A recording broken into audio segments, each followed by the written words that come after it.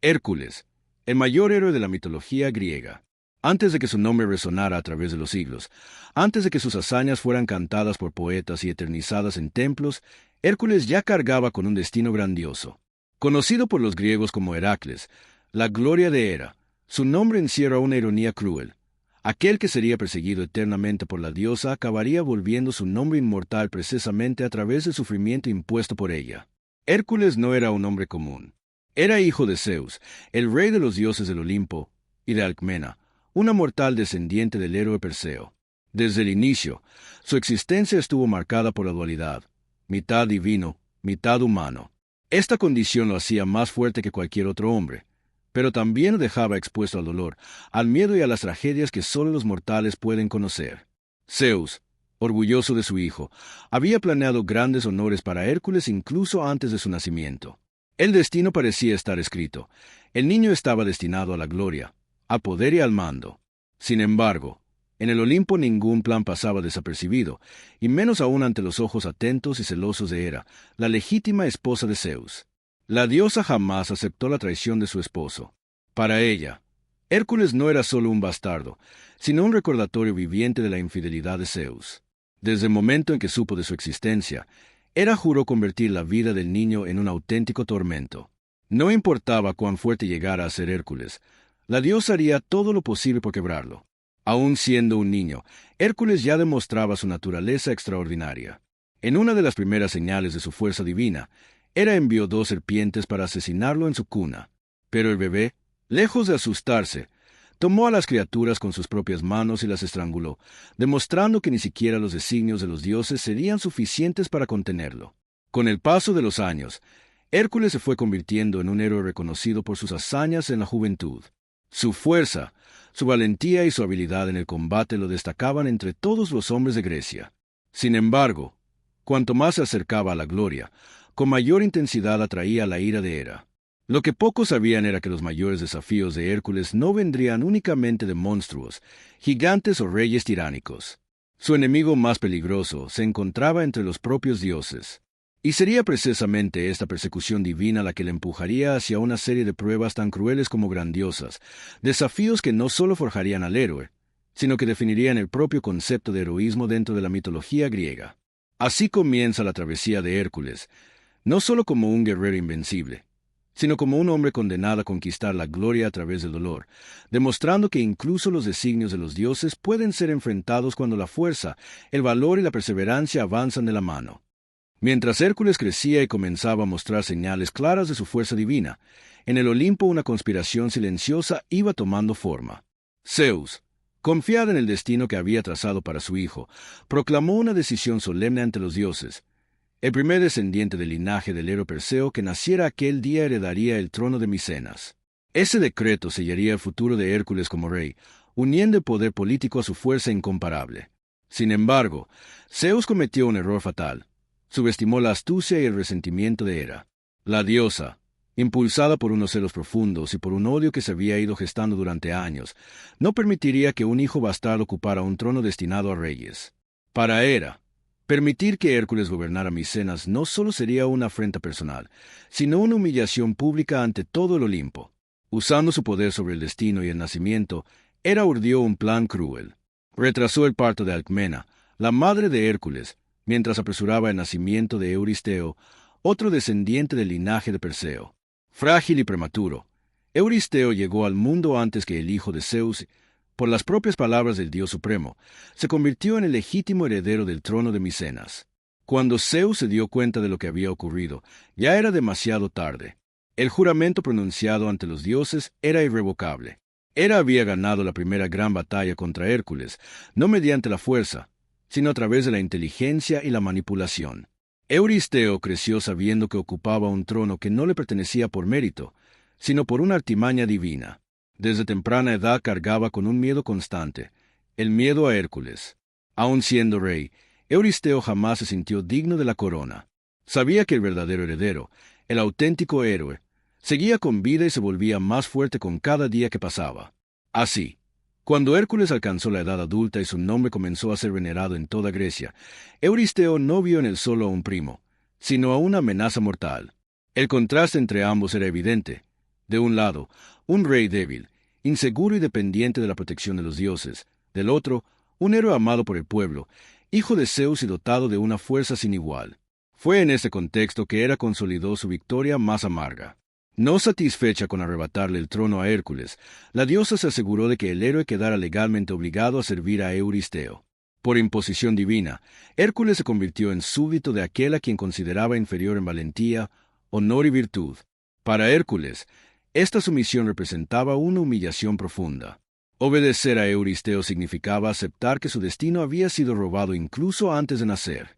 Pero Hera sabía que el verdadero castigo no era la servidumbre en sí, sino la manera en que sería utilizada. Euristeo, dominado por el miedo y los celos, comenzaría a imponer tareas imposibles, con la esperanza de que en alguna de ellas el héroe encontrara finalmente la muerte. El rey no buscaba gloria ni justicia, solo intentaba sobrevivir a la sombra del hombre que jamás debió haber sido destronado. De esta manera, el escenario quedó preparado para una de las mayores gestas de la mitología. A partir de la traición divina y del ascenso de Euristeo, el destino de Hércules quedó sellado. No sería rey por herencia, sino que conquistaría la eternidad a través de hazañas que ningún otro hombre se atrevería a intentar. Aún sometido a la autoridad de Euristeo, Hércules seguía alimentando una esperanza silenciosa. En lo más profundo de su ser, el hijo de Zeus creía que aquella injusticia no podía ser definitiva. Como héroe y descendiente directo de Perseo, se sentía traicionado por el destino y, por ello, decidió buscar respuestas en un lugar donde ningún mortal se atrevía a cuestionar en vano, el oráculo de Delfos. Delfos era considerado el centro del mundo griego, el punto en el que los dioses se comunicaban directamente con los hombres. Allí, en el templo sagrado de Apolo, la sacerdotisa conocida como la Pitia entraba en trance y pronunciaba palabras que revelaban la voluntad divina. Hércules emprendió el viaje hasta ese lugar sagrado en busca de una sola respuesta. ¿Realmente debía obedecer a Euristeo, un hombre a que consideraba indigno de gobernarlo? Frente al oráculo, el héroe esperaba escuchar que aquella servidumbre sería temporal, o incluso injusta. Pero la respuesta que recibió fue dura e inapelable. El oráculo declaró que con cada trabajo impuesto por Euristeo y cumplido por Hércules, el poder del rey se debilitaría, mientras que la gloria del héroe crecería. Ese era el camino trazado por los dioses para alcanzar su redención. El mensaje fue devastador.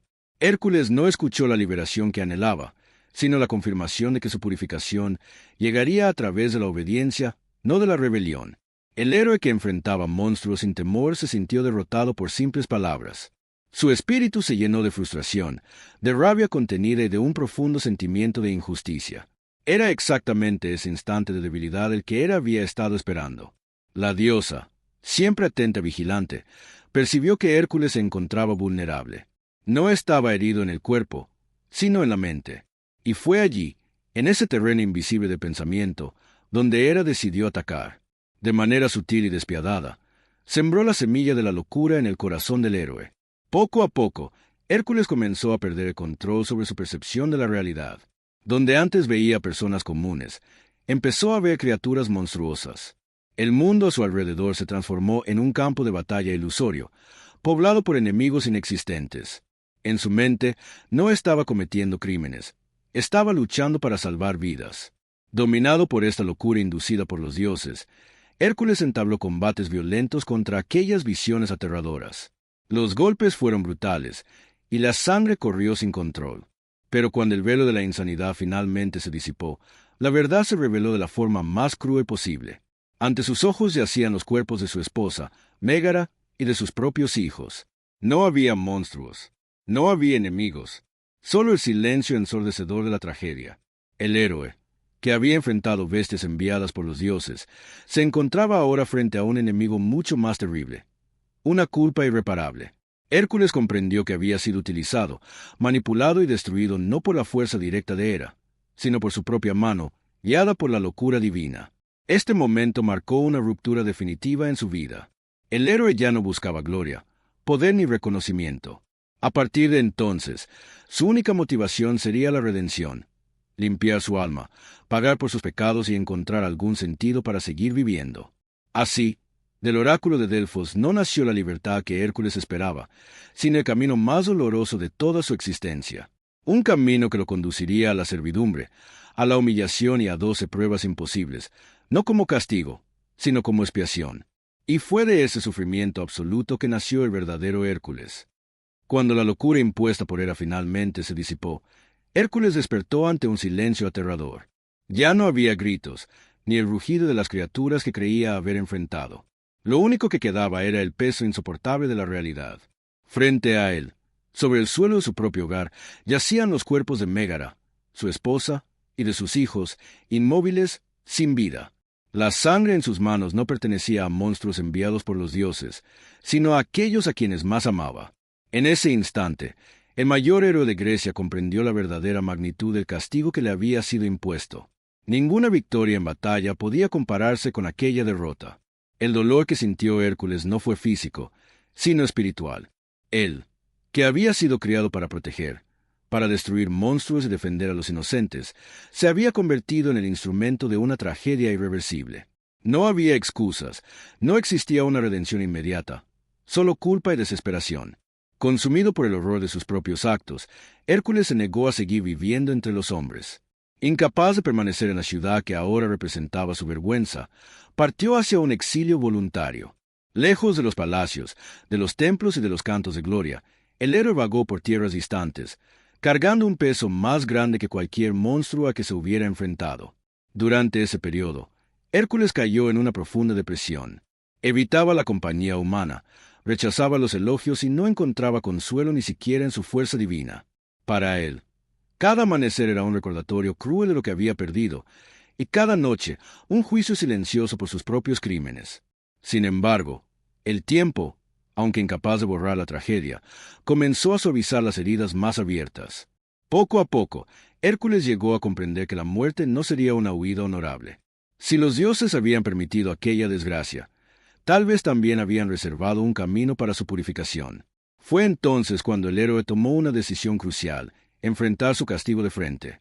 Hércules entendió que sólo la sumisión a la voluntad divina podría traer algún tipo de absolución.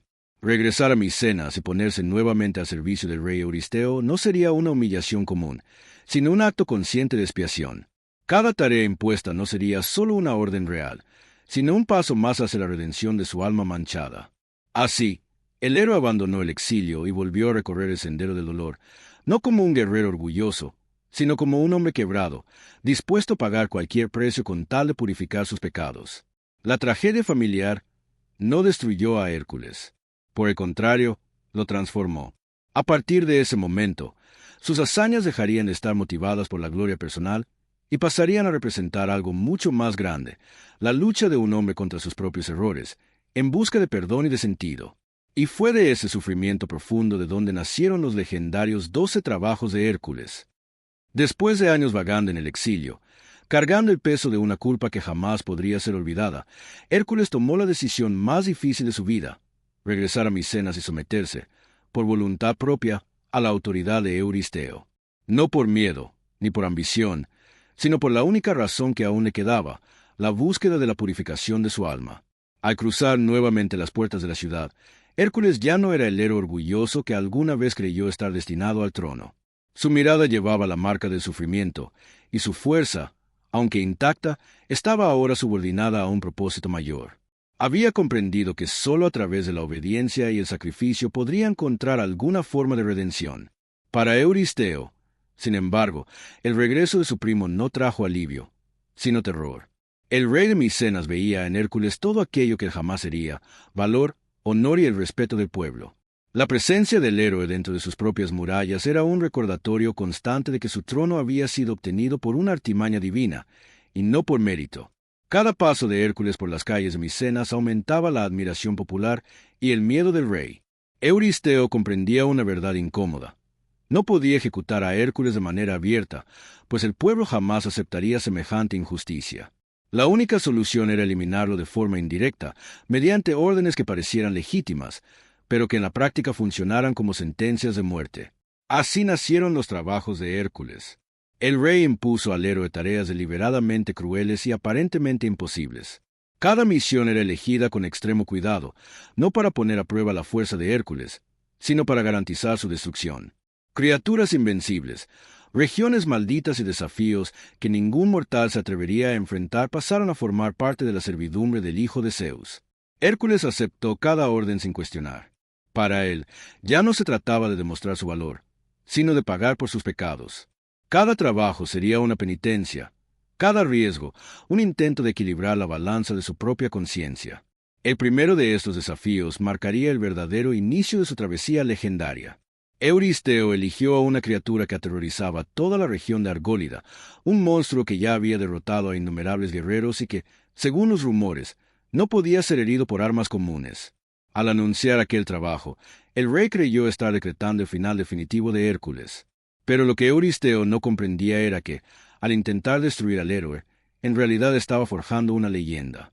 Cada tarea superada no disminuiría a Hércules, sino que le elevaría aún más ante los ojos de los hombres y de los dioses. Así, con el miedo en el corazón y la arrogancia en la mirada, Euristeo dio inicio a la serie de pruebas que quedarían grabadas para la eternidad. Y Hércules, silencioso y decidido, partió para enfrentar su primer trabajo, sin saber que aquel sería apenas el comienzo de la mayor saga heroica de toda la mitología griega.